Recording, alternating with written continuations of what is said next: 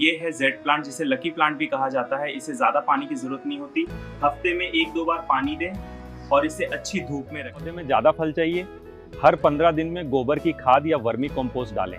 पौधा हेल्दी रहेगा और ज्यादा मिर्च देगा। कीड़े आ गए हैं, 1 लीटर पानी में 1 चम्मच नीम तेल मिलाएं, स्प्रे करें, कीड़े खत्म हो जाएंगे। इसका पौधा घना चाहिए, ऊपर की टिप्स को ट्रिम करते रहें। पौधा ज्यादा ब्रांचेस देगा। ठीक है, फेंकिए मत, इसे काट कर मिट्टी में डाल दें। ये पौधों के लिए नेचुरल पोटेशियम फर्टिलाइजर है।